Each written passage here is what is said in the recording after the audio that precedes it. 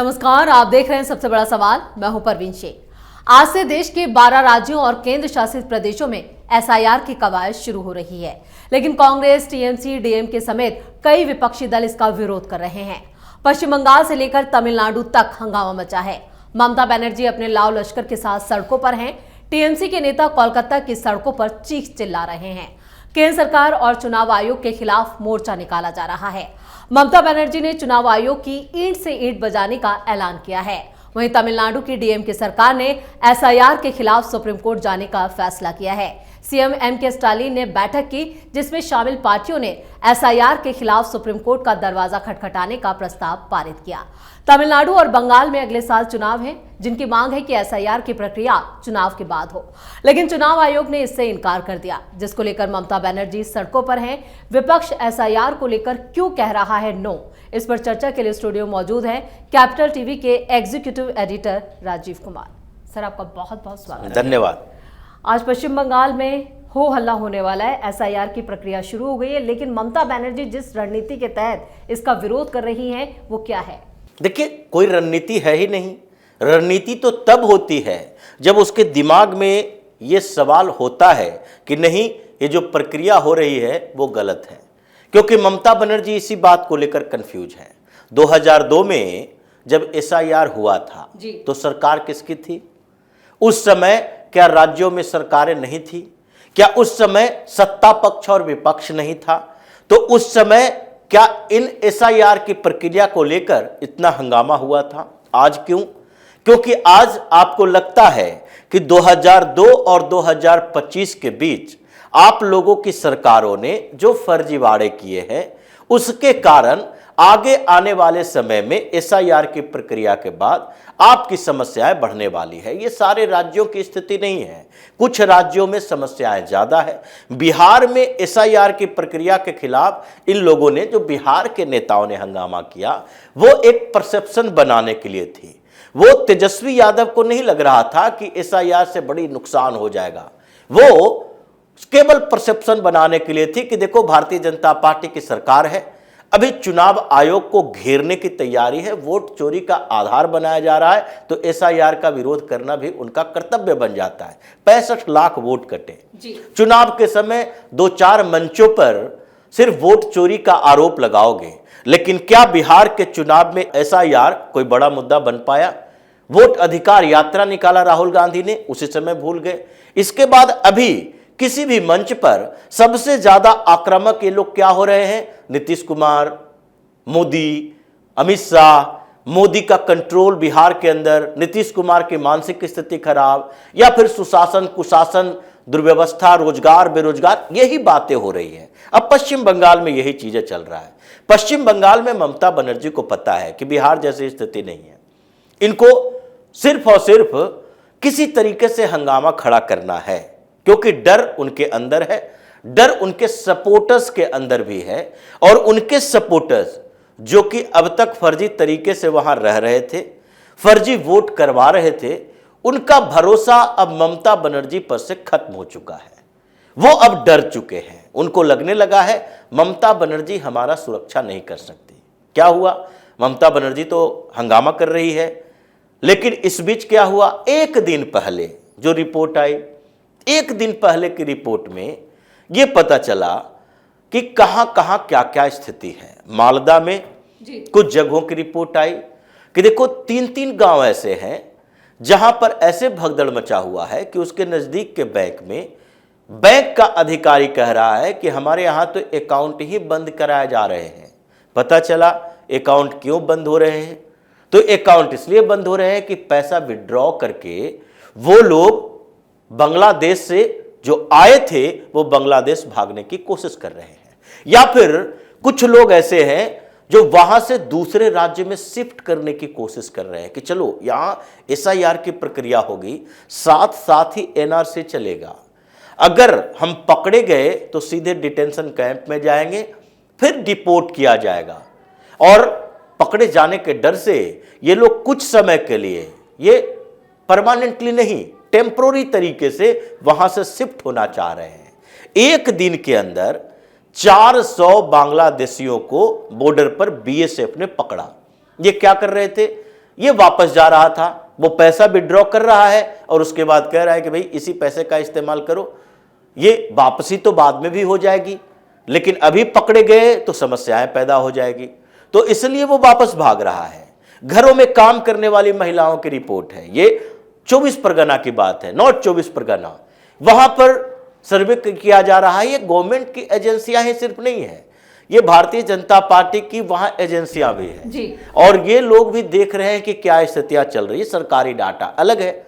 और इसलिए वहां पर जब बात की गई तो घरों में काम करने वाली महिलाएं, ये कूड़ा बीनने वाली महिलाएं, ये जो बंगाल यानी कि बांग्लादेश से भाग कर आई थी, ये जो यहां घुसपैठ करके रह रही है, वो लोग भी वापस भाग रही है, वो उन जगहों से जा रही है। उनसे पूछा गया, कुछ बात हुई, अनऑफिशियल बातों में बता रहे भाई अगर पकड़े गए तो समस्या हो जाएगी। ममता बनर्जी हमें अब बचा नहीं सकती, मतलब इन लोगों का भरोसा टूट गया है। उसी तरीके से ये घरों में मुर्शिदाबाद के 4-4 गांव ऐसे हैं जहां पर सैकड़ों मकान ऐसे हैं जिसके ऊपर ताला लगा हुआ है, लटका हुआ है ताला। बात की जा रही है कहां गया सब, तो घर वाले तो भाग गए, अब कहां भाग गए हैं पता नहीं, कुछ बांग्लादेश भाग गए और कुछ दूसरे स्टेट में। अभी बिहार का चुनाव खत्म होगा, बिहार में भी शिफ्ट होना शुरू हो जाएगा। ये डिस्प्लेस हो रहे हैं और फिर से वापसी की संभावना देख रहे हैं। अब ये केवल और केवल इसलिए नहीं है कि ये भाग रहे हैं, उसकी रिपोर्ट आ रही है तो इससे ममता बनर्जी या भारतीय जनता पार्टी के लिए समस्या।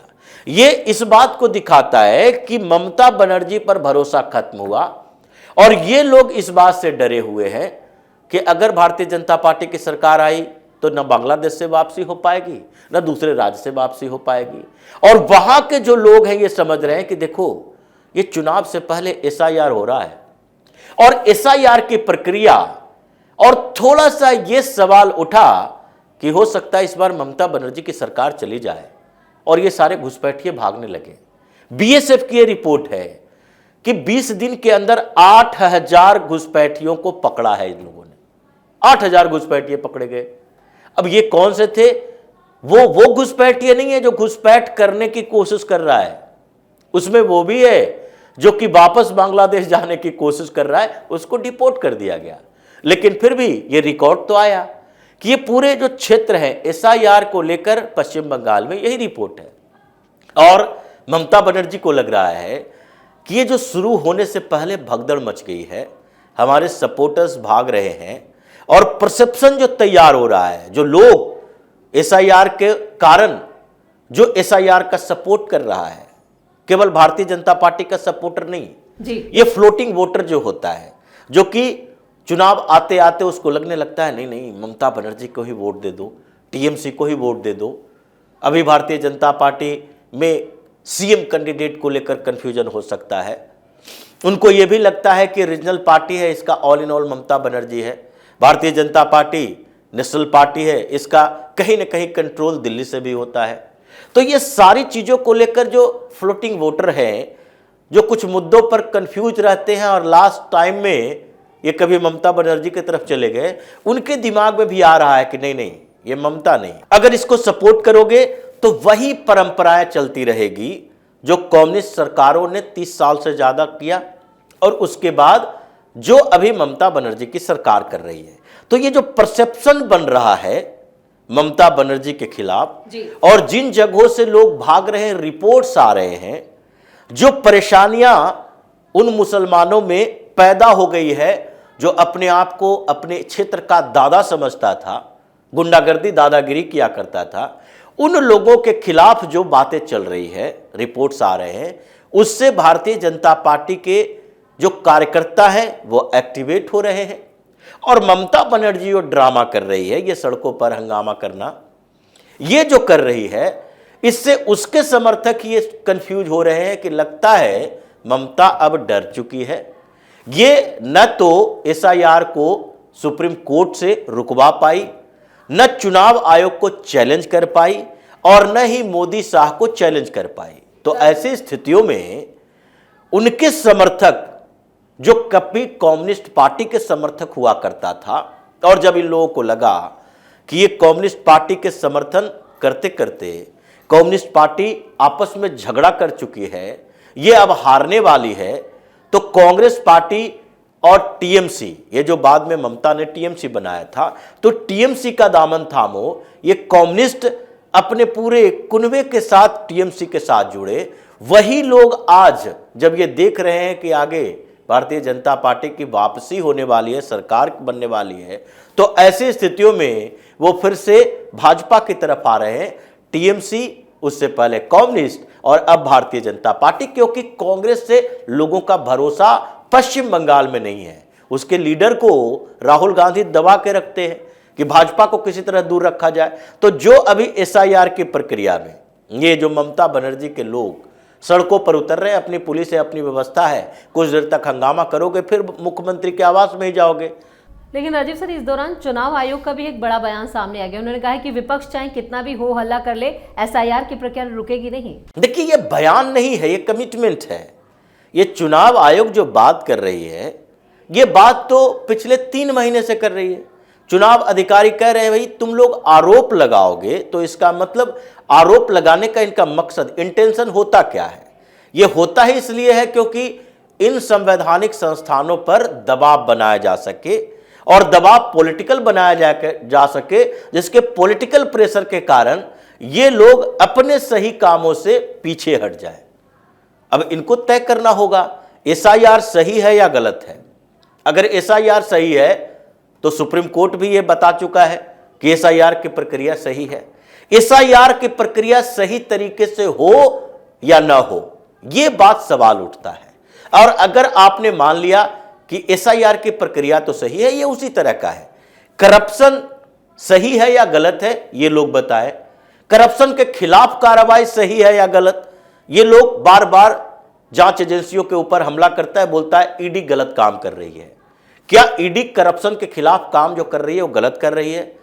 अनिल अंबानी की प्रॉपर्टी अटैच गलत कर रही है, या फिर यस बैंक की प्रॉपर्टी अटैच गलत तरीके से कर रही है, विजय माल्या के प्रॉपर्टी की नीलामी गलत तरीके से कर रही है? वो गलत नहीं है। जब इनके कोई पॉलिटिशियन के ऊपर होता है तो वो गलत है। तो आप स्पष्ट तरीके से कहो ईडी की कार्रवाई तो सही है, कुछ सिलेक्टिव तरीके से हम लोग राजनेताओं के खिलाफ वो कार्रवाई न करें, हम करप्शन करने के लिए स्वतंत्र रहें, उसी तरीके की बात है। अब एसआईआर की प्रक्रिया सही है तो आप एसआईआर का सपोर्ट करो, फिर उसके बाद एसआईआर की प्रक्रिया सही हो इसके लिए आप कंप्लेन करो, और आपको लगता है कि एसआईआर की प्रक्रिया में कुछ गलत चीजें हो रही है तो उसकी शिकायत लेकर जाओ। उसके बाद आपको पता चलेगा कि एसआईआर की प्रक्रिया निष्पक्ष तरीके से हुई, किसका फायदा किसका नुकसान, वो बात की बात है। लेकिन ममता की समस्याएं अभी कम नहीं हुई हैं। बीएलओ भी विरोध प्रदर्शन कर रहे हैं अपने काम के घंटों को लेकर, सुरक्षा को लेकर, जिससे पश्चिम बंगाल में और ज्यादा मुश्किलें ममता के लिए खड़ी हो रही है। देखिए, ममता के लिए मुश्किल नहीं है, यह मुश्किल तो सेंट्रल गवर्नमेंट के लिए है। ममता क्या करेगी? ममता के लिए तो यह फायदेमंद है। अगर बीएलओ हंगामा करेंगे, वो चुनाव आयोग का टेंशन है, ममता बनर्जी करवा रही है। ये बीएलओ कौन है? बीएलओ बंगाल गवर्नमेंट के कर्मचारी हैं, और ये तो प्रवोक करवाए जा रहे हैं। ममता बनर्जी चाहती है एन केन प्रकारेण किसी तरीके से एसआईआर की प्रक्रिया बाधित हो, ये चुनाव टल जाए। बीएलओ अगर प्रदर्शन कर रहा है, काम के घंटे गिन रहा है, तो इसका मतलब है कि राज्य की सरकार उसे सपोर्ट कर रही है प्रदर्शन करने के लिए। वो चुनाव आयोग को किसी तरीके से ये मैसेज देना चाहता है हमसे ये काम ना होगा। तो ये कुछ लोगों को, कुछ बीएलओ को भड़काने की कोशिश है। इसके संगठन, कर्मचारियों के बीच भी इनका संगठन, टीएमसी का वॉकस विंग है, ये सब मिलजुल कर जो ट्रेनिंग चली, तो ट्रेनिंग के बाद उन लोगों में से कुछ लोगों को लाया कि चलो लेबर ऑर्गेनाइजेशन में, उन लोगों को पैसे भी देगा, भड़काएगी भी, लेकिन उससे फर्क नहीं पड़ेगा। चुनाव आयोग ने यह भी व्यवस्था कर लिया है। अभी जो चुनाव आयोग ने 14,000 एक्स्ट्रा बीएलओ क्यों नियुक्त किए? इसीलिए कि चुनाव आयोग को पहले से पता है कि इसमें से कई बीएलओ ऐसे हैं जो टीएमसी भड़काएगी वो भाग जाएगा, कुछ कहेगा बीमार है, क्या करेंगे, बीच में प्रक्रिया रोक नहीं सकते। तो इसलिए एक बैकअप प्लान लेके चले, उससे भी नहीं होगा तो फिर बोरो किया जाएगा दूसरे स्टेट से, फिर सेंट्रल गवर्नमेंट के कर्मचारी लिए जाएंगे, कहीं ना कहीं से तो ये करेगा। इसलिए जब पश्चिम बंगाल में एसआईआर की बात हुई तो चुनाव आयोग ने यह तय कर लिया कि हमको क्या क्या समस्याएं आएगी, सिक्योरिटी को लेकर समस्या आएगी, उसका समाधान क्या होगा, कर्मचारी की समस्या आएगी, उसका समाधान क्या होगा, फॉर्म में हेराफेरी की जाएगी, उसका समाधान क्या होगा, डिस्ट्रिक्ट लेवल पर और ब्लॉक लेवल पर जो डाटा अपडेटेड होते हैं उसमें ईआरओ एईआरओ की भूमिका क्या होगी, उसके लिए हम क्या कर सकते हैं, सर्विलांस कैसे होगा, ये सारी व्यवस्था कर ली गई है। इसीलिए ममता को लग रहा है अब पैतरे नहीं चलेंगे तो प्रदर्शन चलाओ, और प्रदर्शन करोगे तो कितना दिन, अभी प्रदर्शन कर लो, सरकार तुम्हारी है। जैसे ही चुनाव आचार संहिता लागू होगा तुम्हारे हाथों में कंट्रोल नहीं रहेगा, और उस समय ये प्रदर्शन करने निकलेंगे तुम्हारे ही नेता कार्यकर्ता, तो इस सड़कों पर पिटाई होगी और टीएमसी के गुंडागर्दी का इस बार सही जवाब मिलेगा। इसलिए पश्चिम बंगाल में सबसे ज्यादा समस्या ये एसआईआर को लेकर हो रही है, भगदड़ भी सबसे ज्यादा है, लोग भी ज्यादा हैं जो फर्जी वोटिंग करते हैं, और सबसे ज्यादा वोट भी कटने की संभावना है। ये वोट कटने की संभावनाओं से ही ये परेशान ममता बनर्जी भी है। इसलिए राजीव सर, इस तमाम जानकारी के लिए और सटीक विश्लेषण के लिए आपका बहुत बहुत धन्यवाद। तो एसआईआर को लेकर पश्चिम बंगाल में महाभारत छिड़ी है। बीएलओ ने विद्रोह कर दिया, बीएलओ अपने काम के घंटे और सुरक्षा को लेकर विरोध कर रहे हैं, वहीं ममता बनर्जी को अपनी सत्ता जाने का डर सता रहा है, इसलिए वो आंदोलन की आड़ में संवैधानिक संस्थाओं पर दबाव बनाने की रणनीति भी अपना रही है। लेकिन चुनाव आयोग ने साफ कर दिया है कि विपक्ष जितना चीख चिल्ला ले, लेकिन ये प्रक्रिया रुकेगी नहीं। इस खास शो में इतना ही। वीडियो कैसा लगा कमेंट करके अपनी राय जरूर दें, वीडियो को लाइक करें, शेयर करें और कैपिटल टीवी को सब्सक्राइब जरूर करें। धन्यवाद।